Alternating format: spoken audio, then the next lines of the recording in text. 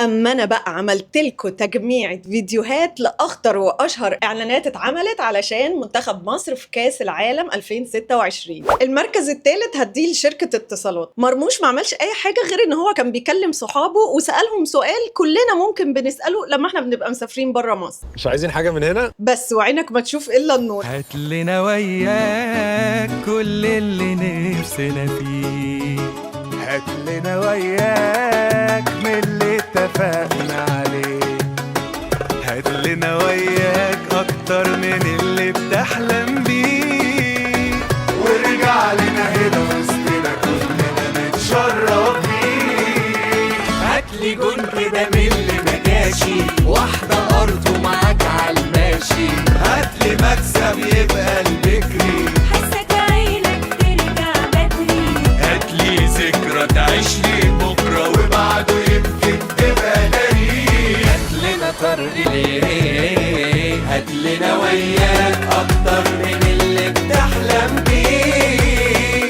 وارجع لنا هنا وسطنا كلنا نتشرف بيه.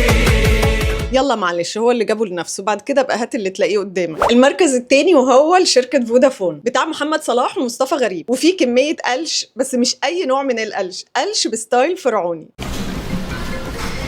الو صلاح انت فين؟ انا في اليونان. انا خلاص دخلنا المعسكر. طب انا هرجع واجيب اول تذكره. المهم بقى عاوزين المره دي نتفرع علينا صلاح. فرع ازاي يا مصطفى؟ انا عاوز اي فريق قدامنا ينسحب من خوفه. الفرعانه اللي هي دي يعني. وعاوزك والنبي صلاح تلم اللعيبه حواليك، حابي عليهم. ماشي حلو يا مصطفى.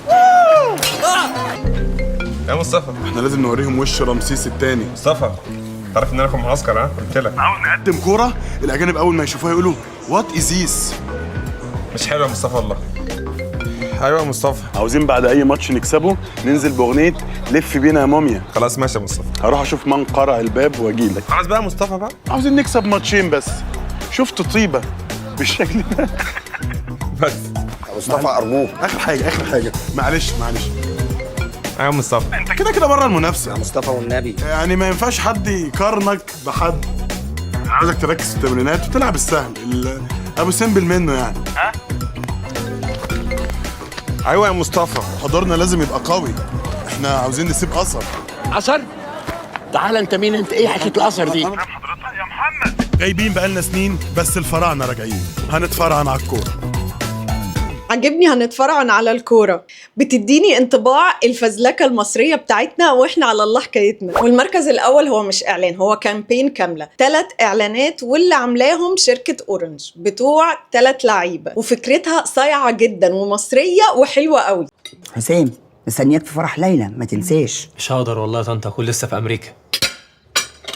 ومين قال لك يا حبيبي بس؟ هتكون رجعت يا ابني. ايه اللي انتوا بتقولوه ده؟ ان شاء الله هنصعد. ازاي يا ابني واحنا ما كسبناش ماتش قبل كده؟ هنكسب ان شاء الله. انت تخلص دور المجموعات وتيجي على فرح على طول. المره دي هنطول وهتشوفي. هتتفسحوا يعني هناك كتير. لكل الشكاكين المره دي مطولين. تقدر تقول كده ان هي معمولة بفكرة احنا نتريق على نفسنا قبل ما حد يتريق علينا. رامي انت ماتشاتك في البطوله امتى؟ اول ماتش يوم 15، حلو، وماتش 22 حلو قوي، واخر ماتش في الدور الاول يوم 27. ده حلو قوي قوي. انت بقى تخلص وما ترجعش معاهم وتسبقني على ميامي، وانا يوم 28 هجي. مين فين يا بنتي؟ انا عندي بطوله. ما انت هتبقى خرجت من الدور الاول. ميامي ايه يا بنتي؟ احنا هنصعد. الحساب يا ابني. خلاص يا كابتن، الحساب لما ترجع من دور المجموعات. اهو شفت؟ المره دي هنطول وهتشوفوا. واكتر واحد في ال3 عجبني هو اعلان الحلاق بتاع احمد فتوح.